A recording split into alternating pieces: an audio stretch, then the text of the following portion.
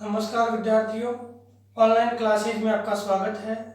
विद्यार्थियों, हमने पिछले वीडियो के माध्यम से मरु विकास कार्यक्रम को पढ़ा। मरु विकास कार्यक्रम, डेजर्ट डेवलपमेंट प्रोग्राम।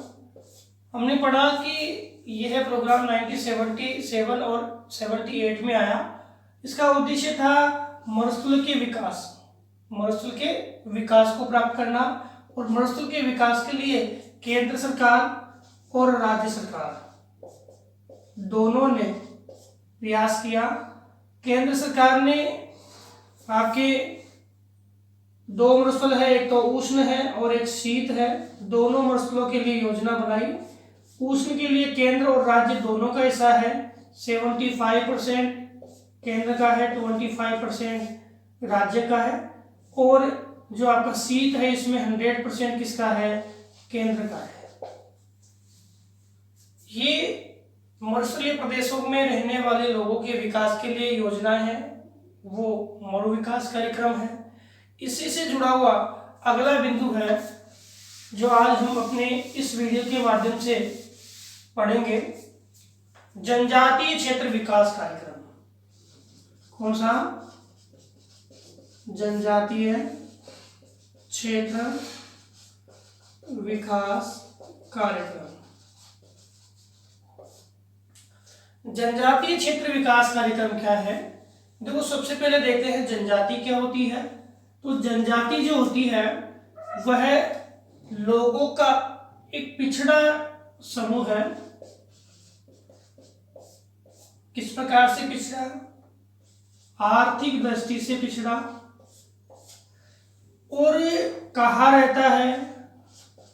दुर्गम पहाड़ी प्रदेशों में या भौतिक दृष्टि से दुर्गम क्षेत्रों में रहने वाला जनसंख्या का वह समूह है जो आर्थिक दृष्टि से क्या है?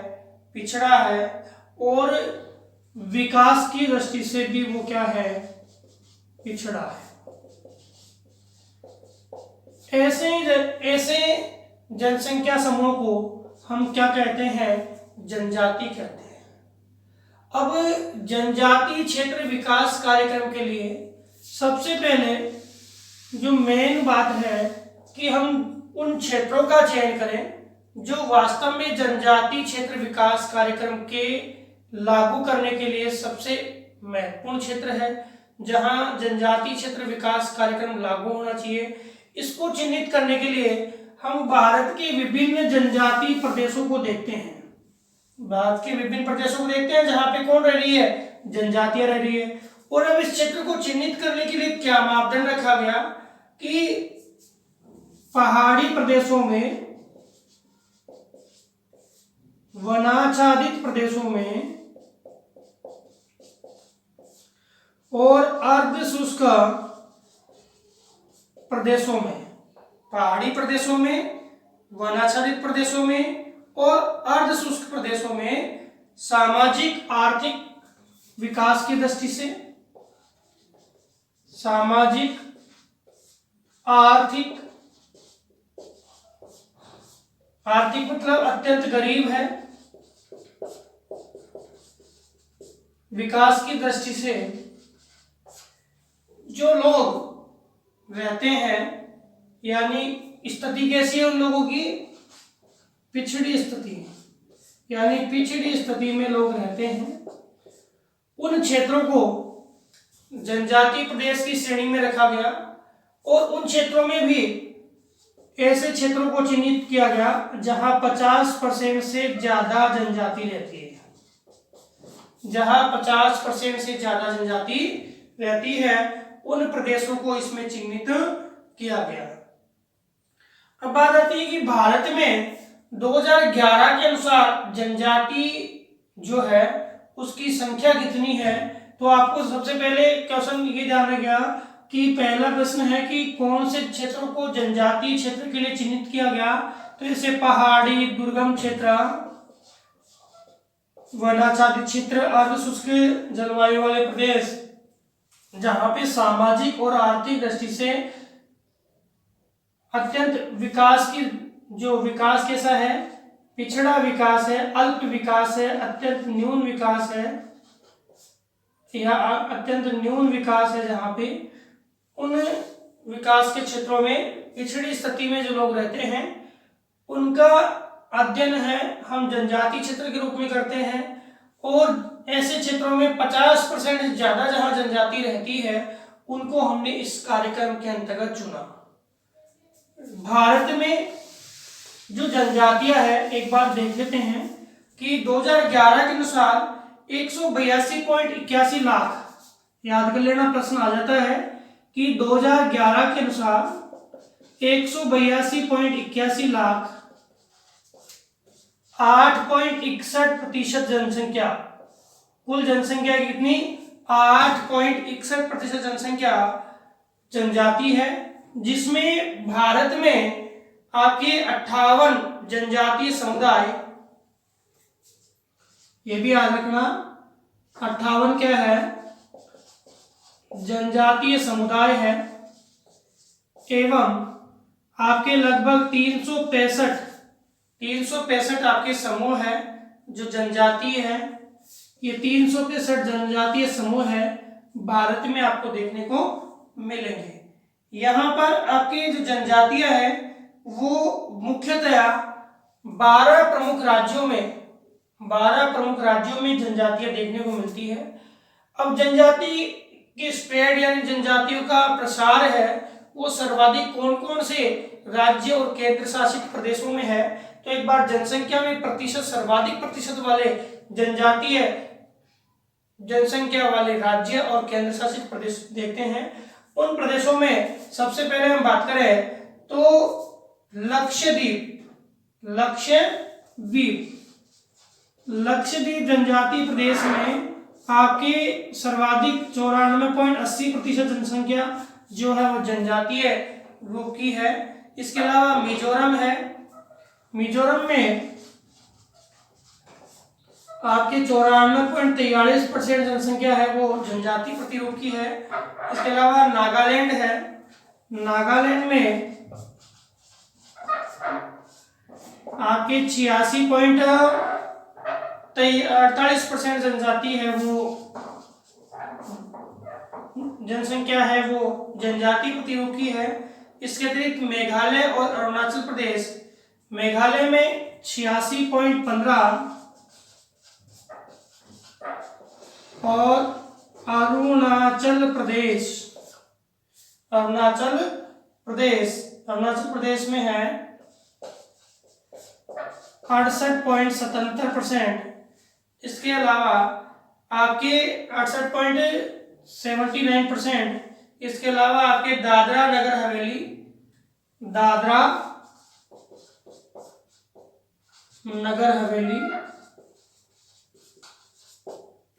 यहाँ पे लगभग 51% जनसंख्या है वो जनजातीय जनसंख्या है। तो लक्षद्वीप आपके प्रश्न आ गया सर्वाधिक जनसंख्या प्रतिशत कहाँ है, तो वो लक्षद्वीप में है। उसके बाद मिजोरम, नागालैंड, मेघालय, अरुणाचल प्रदेश और दादरा नगर हवेली। अब इसके अतिरिक्त बताया जाता है कि भारत में लगभग 12 राज्य, इनके अतिरिक्त है लगभग 12 राज्य है वो जनसंख्या के जनजातीय प्रतिरूप को रखते हैं, यानी वहां पर जनसंख्या का जनजातीय प्रतिरूप निवास करता है। इन 12 राज्यों के अंतर्गत देखें तो मणिपुर है, मेघालय है, झारखंड है, मणिपुर, मेघालय, झारखंड है, त्रिपुरा है। इसके अतिरिक्त हम देखें तो उड़ीसा है, सिक्किम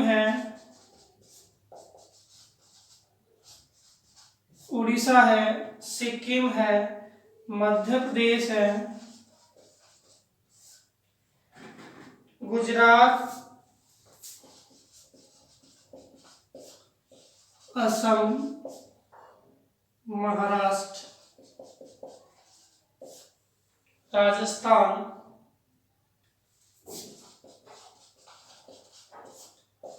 जम्मू कश्मीर, इसके अलावा राजस्थान, जम्मू कश्मीर, असम, आपके दमन द्वीप, अंडमान निकोबार,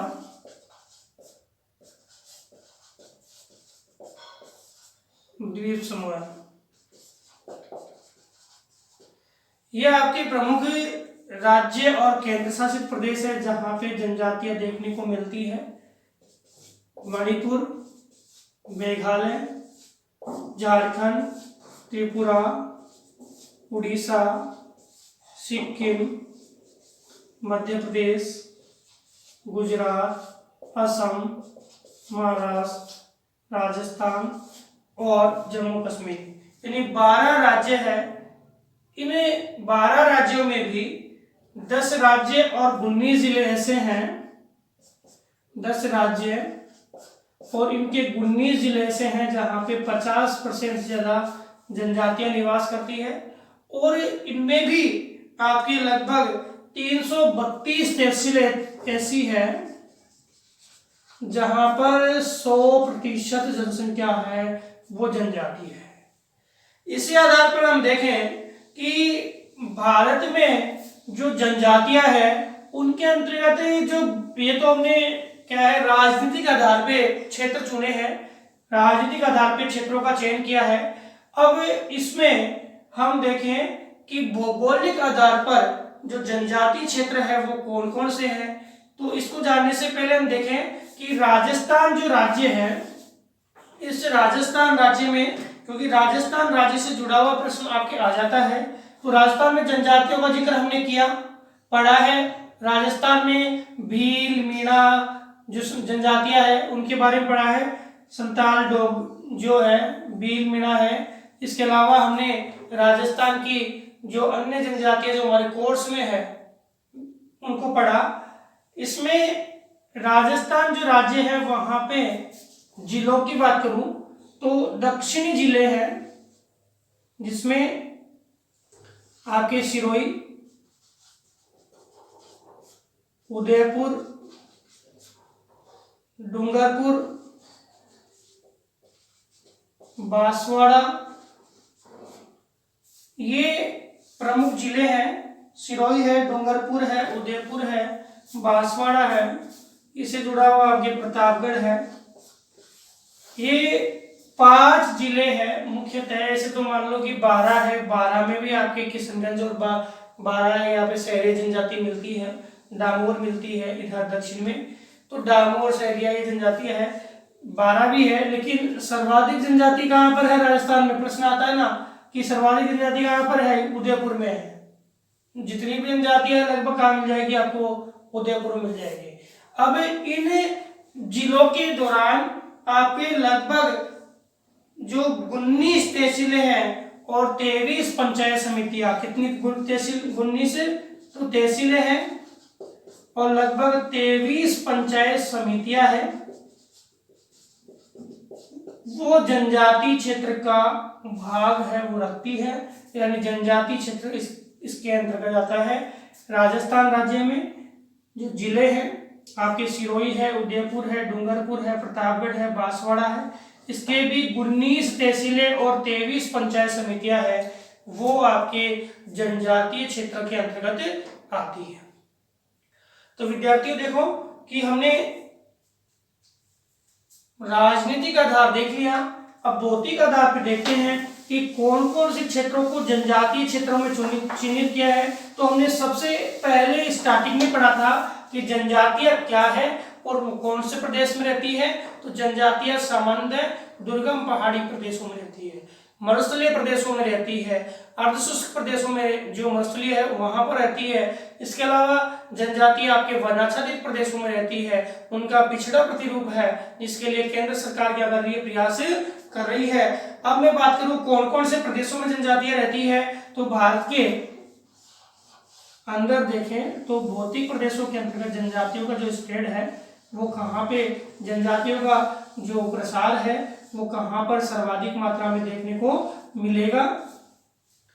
हम बात करते हैं कि जनजातियां है वो उत्तरी पूर्वी पहाड़ी क्षेत्र, आपके नागालैंड पढ़ा में, नागालैंड, मणिपुर, मिजोरम, त्रिपुरा, इन क्षेत्रों में यानी उत्तरी पूर्वी पहाड़ी प्रदेशों में, उत्तरी पूर्वी पहाड़ियों में आपको जनजातियां देखने को मिलती है।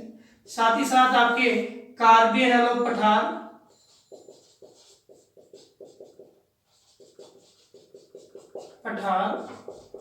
कौन सा आपका मेघालय वाला है, कार्बी एनालॉग पठार। इसके अलावा जनजातियों का प्रतिरूप आपको देखने को मिलता है छोटा नागपुर का पठार, जहाँ पे हमने संताल जनजाति भी पढ़ी है, गौड़ जनजाति भी पढ़ी है। छोटा नागपुर का पठार। इसके अलावा आपके अरावली पर्वत श्रृंखला, अरावली पर्वत श्रृंखला, इसमें भी मुख्यतः कौन सा भाग, दक्षिणी भाग। जैसे मीणा है वो जयपुर में भी है, मीणा जनजाति का जयपुर में है, तो जयपुर, दौसा, अलवर वाले भाग में भी है ये जो है यहाँ पे मीणा है। वैसे मुख्यतः कहाँ पर है, आपके दक्षिण में, और यहाँ पे गुजरात भी आ गया, गुजरात का भाग भी आ गया। मुख्यतः आपके दो, एक तो आबू और एक झामर कोटला, झामर कोटला, ये दो तहसीलें हैं। आबू तो किसकी, सिरोही की, झामर कोटला किसकी, उदयपुर की। इसके अलावा आपकी विंध्याचल पर्वत श्रृंखला, विंध्याचल पर्वत श्रृंखला में कौन सा, मालवा का पठार आ गया नीचे, मालवा का पठार, ये मालवा का पठार है इसी भाग में। और बांगड़, बांगड़ में कौन सा आ गया, बांगड़ में आपके दक्षिण का भाग आ गया, डूंगरपुर, बांसवाड़ा, ये किस में आ गया, बांगड़ में। तो बांगड़ और मालवा का प्रदेश। इसके अलावा आपके दक्षिणी भाग है उसका पश्चिमी घाट, ये प्रमुख जनजातीय प्रदेश माने जाते हैं भौतिक आधार पे। इसके अलावा जो मुख्य है वो आपके पर्वतीय क्षेत्रों में हिमालय पर्वत श्रृंखला का भाग, हिमालय का भाग, हिमालय पर्वत श्रृंखला, इसका प्रदेश भी जनजातीय प्रदेश का एक मुख्य भाग है। तो एक बार रिपीट करते हैं, उत्तरी पूर्वी पहाड़ियों में जैसे नागालैंड है, मणिपुर है, मिजोरम है, इन क्षेत्र की पहाड़ियां, कार्बी एनालॉग पठार, छोटा नागपुर का पठार, अरावली पर्वत श्रृंखला में आपके मुख्यतः आबू और झामड़ कोटरा, ऐसे दो अलवर पहाड़ियां भी है, जयपुर पहाड़ियां भी है। और आपके विंध्याचल पर्वत श्रृंखला में बागड़ प्रदेश और आपके मालवा प्रदेश, और पश्चिमी घाट और हिमालय पर्वत श्रृंखला, ये आपके जनजातीय प्रदेश का भाग रखने वाली प्रमुख या जनजातीय क्षेत्र है कहाँ का, भारत का। इसमें हमने जो राज्य पढ़े थे, इसमें पढ़ा था नागालैंड है, मणिपुर है, मिजोरम है, मेघालय है, असम है, आपके सिक्किम है, इधर उड़ीसा और झारखंड पढ़े थे, छत्तीसगढ़ पढ़ा था, इधर देखे तो आपके राजस्थान आया था, और आपके गुजरात, इधर महाराष्ट्र आया था, आंध्र प्रदेश आया था, आंध्र प्रदेश भी है। तो ये प्रमुख राज्य है, ये प्रमुख भौतिक प्रदेश है जहां जनजातियां पाई जाती है। अब बात आती है कि जो जनजातियां हैं उन जनजातियों के लिए कौन कौन से कार्यक्रम चलाए जा रहे हैं, कौन कौन से कार्यक्रम चलाए जा रहे हैं, उन कार्यक्रमों की बात करते हैं। ये समझ में आ गया कि कौन कितनी जनसंख्या है अपने भारत में, 8.61% जनजातियां रहती है कुल जनसंख्या की, 182.81 लाख जनसंख्या हमारे भारत में जनजातीय जनसंख्या के रूप में निवास करती है। पिछड़ापन काफी अधिक है, बहुत सारे प्रदेश है वो पिछड़े हैं। अब इन पिछड़े प्रदेशों के लिए हमें क्या करना पड़ेगा, सरकार द्वारा योजना बनानी पड़ेगी। और सरकार कौन सी योजना बनाएगी, जनजातीय योजना बनाएगी,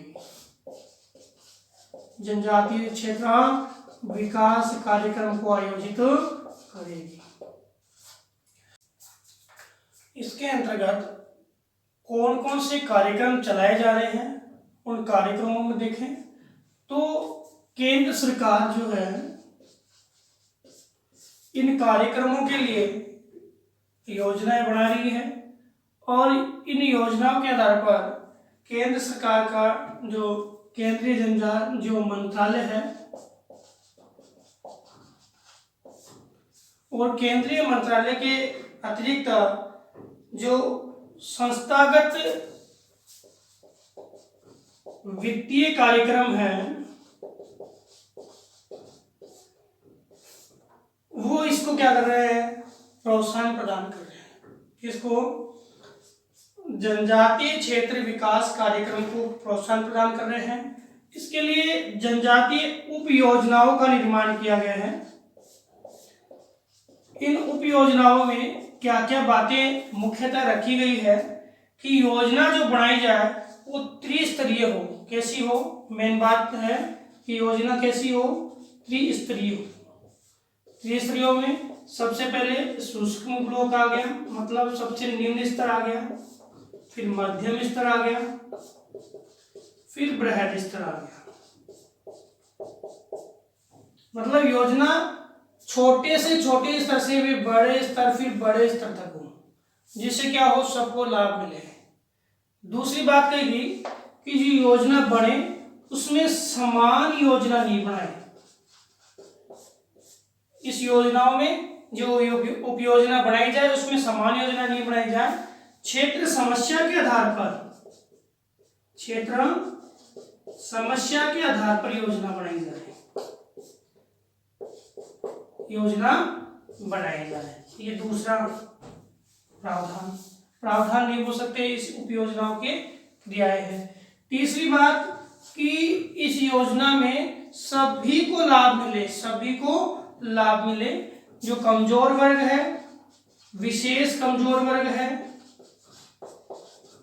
उसको विशेष लाभ दिया जाए, विशेष लाभ दिया जाए।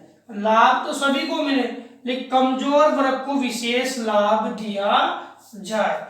इसके अतिरिक्त इन योजना क्षेत्रों में जो स्थानांतरित कृषि है, स्थानांतरित कृषि अब समझाने की आवश्यकता है नहीं, क्योंकि स्थानांतरित कृषि एक स्थान से दूसरे स्थान पे, राजस्थान में अब बुक में दिया हुआ कि बालरा, तो बालरा कृषि है जो दक्षिणी पूर्व राजस्थान में होती है। बालरा एक स्थानांतरित कृषि है। तो स्थानांतरित जो कृषि है इसकी जो समस्याएं हैं उन क्षेत्रों में बंधुआ मजदूरीकरण है और भूमि हस्तांतरण, बंधुआ मजदूरी है और भूमि हस्तांतरण,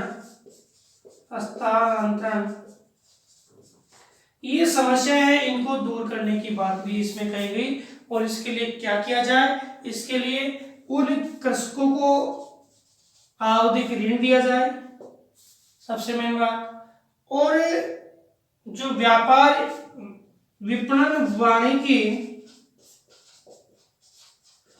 यानी फसलों के जो फसल बो रहे हैं उनको आगे बढ़ाने के लिए उनको प्रोत्साहित किया जाए और विपणन वानिकी को क्या है, प्रोत्साहन दिया जाए। व्यापारिक बागवानी फसलों के उत्पादन में उनको प्रोत्साहित किया जाए। इसके अलावा उन लोगों को सड़कों के माध्यम से उत्पादन क्षेत्र से बाजार क्षेत्र तक जोड़ने के लिए सड़कों का निर्माण भी किया गया। ये इस योजना का मुख्य उद्देश्य था। इसके अतिरिक्त हम बात करें उन क्षेत्रों में बागवानी जानते हो, जो बागानी कृषियों का विकास करना या बागाती फसलों का उत्पादन करना। इसके अलावा पशुपालन को प्रोत्साहन दिया जाए, पशुपालन को क्या दिया जाए, प्रोत्साहन दिया जाए। इसके अतिरिक्त जो लघु और ग्राम उद्योग है उनको भी विकसित किया जाए, लघु और ग्राम उद्योग है उनको भी क्या किया जाए, विकसित किया जाए। और इन प्राथमिकता के अलावा और मुख्य प्राथमिकताएं जो है उनमें आपके शिक्षा को प्राथमिकता दी जाए, क्योंकि पिछड़े जनजाति के जो लोग हैं अगर वो शिक्षित होंगे तो जागरूकता आएगी, और जागरूकता आएगी तो वो अपना विकास प्राप्त करेंगे। इसके अलावा शुद्ध पेयजल की आपूर्ति करवाई जाए, शुद्ध पेयजल की आपूर्ति करवाई जाए, स्वास्थ्य सुविधाओं की उपलब्धि करवाई जाए,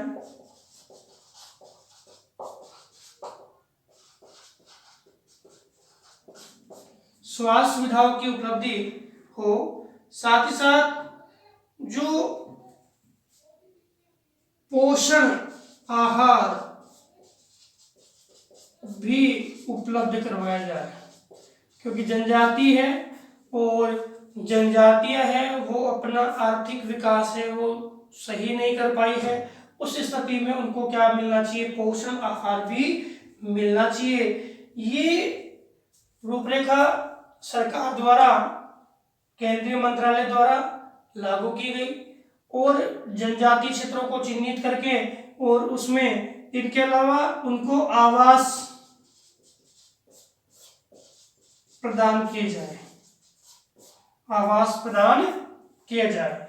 तो ये सारी क्रियाएं हैं वो जनजातीय क्षेत्रों के विकास के लिए केंद्रीय सरकार द्वारा या केंद्रीय मंत्रालय द्वारा लागू की गई, जिससे जनजातीय क्षेत्रों का और जनजातियों का विकास हो सके। और इससे बदलाव क्या आया, इसके माध्यम से जो बदलाव आया है, जो 1981 के अंदर पिछड़े क्षेत्रों की विकास समिति है इसने इसके लिए कार्य किया, और बदलाव जो आया, बदलाव आपके सामने है कि बहुत सी जनजातियां हैं वो नगरों से जुड़ गई है, बहुत सी जनजातियां हैं वो द्वितीय तृतीय क्रियाकलापों से जुड़ गई है, उनके पहनावे में, उनके रहन सहन में, उनके रीति रिवाजों में। रीति रिवाज तो वो अपने क्षेत्रों में रह रहे हैं, लेकिन वो बाहर आए हैं शहरी क्षेत्र में, तो उनके रीति रिवाजों में भी, उनकी वाणी में भी क्या है, बदलाव आया है। तो ये जनजातीय क्षेत्र विकास कार्यक्रम है। देश में विकास की रूपरेखा को प्राप्त करने के लिए विकास कब होगा, जब प्रत्येक क्षेत्र के लोगों का विकास होगा, और हमारे यहाँ तो एक बड़ा भाग लगभग 8.61% जनजाति का जनसंख्या का भाग जनजाति के रूप में निवास करता है। तो इसके लिए कौन सा कार्यक्रम आया, जनजातीय क्षेत्र विकास कार्यक्रम। तो विद्यार्थियों हमने जाना कि कौन कौन से क्षेत्र है जनजाति वाले क्षेत्र है और उनके विकास के लिए सरकार क्या काम कर रही है। अगले वीडियो के माध्यम से हम अगले क्षेत्र यानी पर्वतीय क्षेत्र विकास कार्यक्रम का अध्ययन करेंगे। धन्यवाद।